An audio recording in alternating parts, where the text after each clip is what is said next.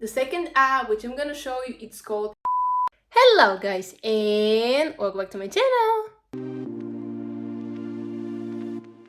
Today, I decided to do another back to school video, and this one will be about the most used and requested apps for students, no matter if you're a student at university or at school.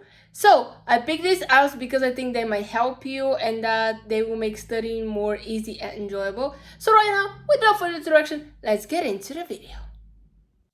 So the first app that I'm gonna show you is an app for organization, basically to pull all your tasks so you can make your day better. I'm gonna pop up my screen right here. The app is called Anydo. As you can see in the grocery list, I can add some items which if you mark them after you have finished typing, this means that you already have checked these items in your list, means that you have bought them. Of course, you can create also new lists. For example, I'm gonna create this one which is called for a birthday. Imagine that someone has birthday and you need to get them something. Here I'm gonna buy a decoration. So as you can see, there are plenty of things which you can do with this app to make your lists better and to keep yourself organized.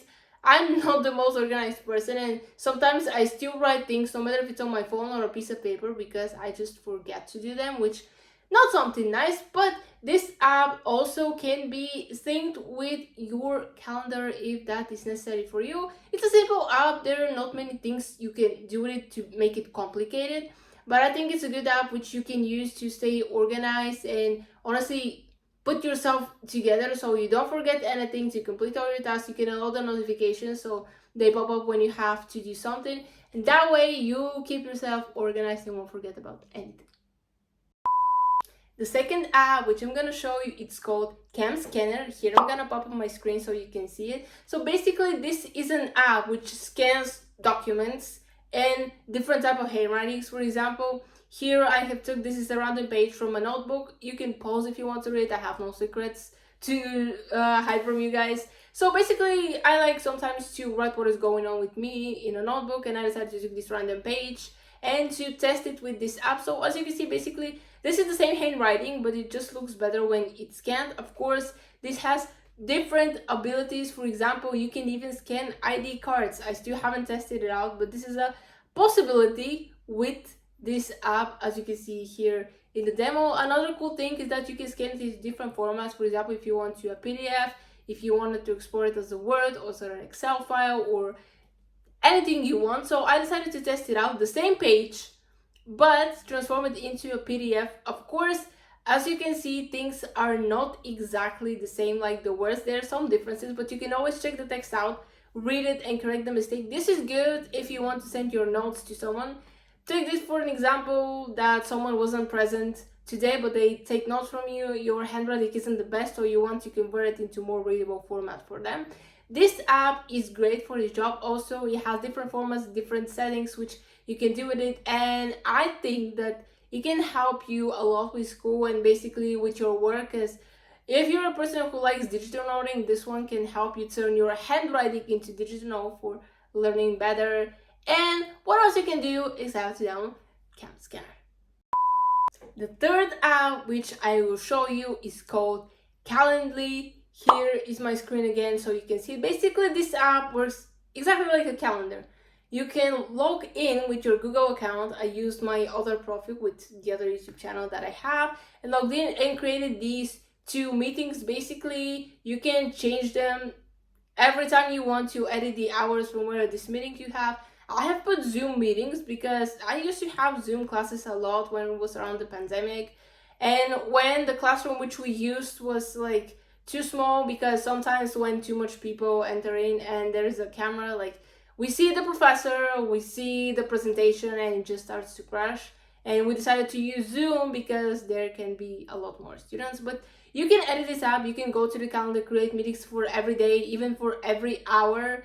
And I'm obsessed with Formula One, I have told you this, and I have synced their calendar to mine from Apple just to keep up to date with everything. And this app is also a good idea because you can sync it with everything. For example, someone has a birthday, like happy birthday to you, you want to remember it, or there is an important thing you have to do. I have to go to the hairdresser to do my nails, to go to the drinks with my friends tonight because I'll forget. Like, you can keep up to date with your important tasks, date and hour.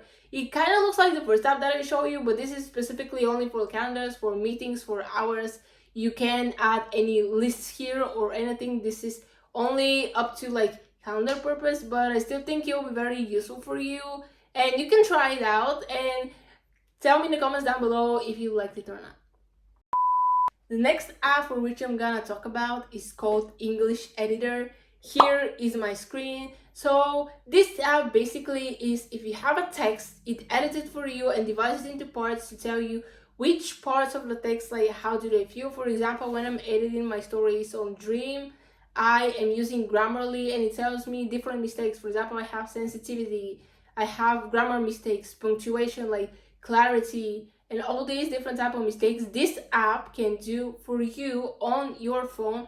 Of course, it can be downloaded on a tablet as well, but I think it's very useful. For example, if you're writing an essay, or if you're writing something on your phone because you don't have your laptop with you or a tablet, like you want to do your work on the way, this app is good for you because it can tell you how your text sounds, how it feels like for the reader. For example, when your teacher is reading, it will tell you like what exactly it feels and how you can rewrite your text so it can be better. As you can see on this app, it has other options. Again, this is the free version, it's a demo, but it works perfectly with your file. If you want to import something like already text which is written, you can do that as well, not to copy and paste everything. But again, this is for the paid version. But I believe such apps are good for a phone specifically, because if you're on the way and you want to do some work, like you can still do it from your phone, because nowadays technology has evolved and you can do pretty much all your tasks on a phone. The only difference is that the screen will be a little bit smaller than, for example, on a tablet or a computer. But I still think this app is good for your needs and you keep your text clean and smooth as it was written from a teacher. The fifth app which I'm gonna show you, it's called Flat Tomato. So here I'm gonna pop up my screen again. So this app has nothing to do with tomatoes. It's made perfectly for students. Imagine that you have a test tomorrow or an exam and you have to study for a long time to get everything done. Instead of studying for 3 hours straight and then take the big break for the rest of the day, you can study 25 to 30 minutes and then take a 5-minute break. Someone will say that this is a waste of time, why should I do this? And I was one of these people. But then I realized that taking this 5-minute break actually helps you a lot, no matter if you spend it on your phone, if you go to the balcony, if you live in a house and go to the backyard, it doesn't matter.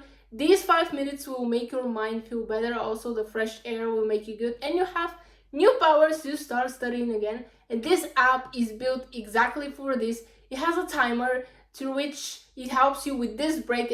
Basically, you can use your regular timer if you want, but this one is better. Also, it has different variations of the clock. You can change it. Also, you can level up depending on how much you have been using this app. And personally, I find it very interesting and entertaining for me because I do have a timer on my phone, but it's very boring. It does pretty much anything. And I find this app a little bit better and fun for me to use. So if you want to have better success at studying, do take these breaks because they will make you feel better. I guarantee you this.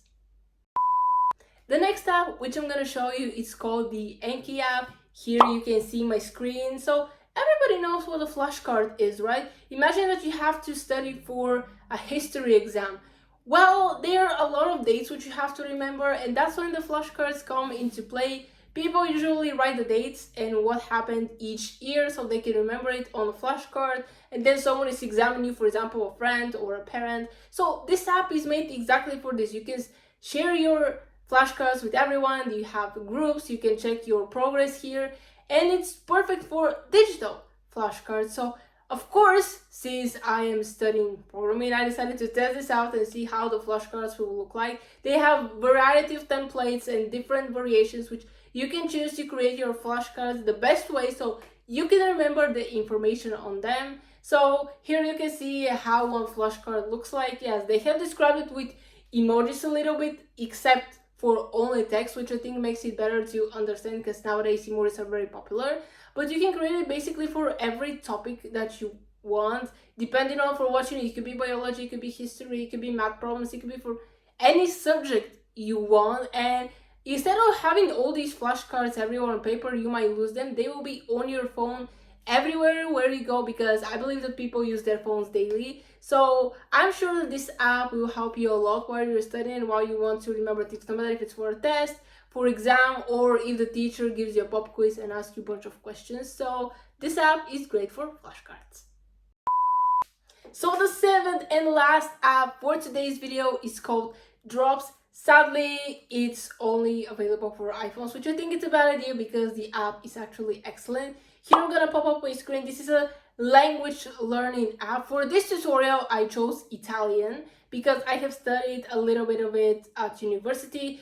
During the process of signing in, it will ask you many questions about why do you want to learn this language, like what purpose. I chose to travel and to speak it only. If you want to learn this language for like both spoken and written, this is great for you. So I have used this app actually a few years ago, but I thought it was a great idea to learn 4 languages at once. So I chose Japanese, I know, crazy, German, Russian, and French. It wasn't a good idea as I thought, because in the beginning they give you a few words, like for example the word hello on the different languages, which is okay, you can learn it, but then they give you more and more words and you start mixing like the languages, which language is this, which language is that, and I suggest you study one language at a time. So during the process you ask you, for example, for how much time a day do you want to study it. Before I chose 5 minutes, here I picked 10 minutes, but it really depends on you. And you ask you by the time where do you want to learn it. For example, I picked around between 7 and 8 p.m. because I think this is the best time for me, but of course you can choose it wherever you want.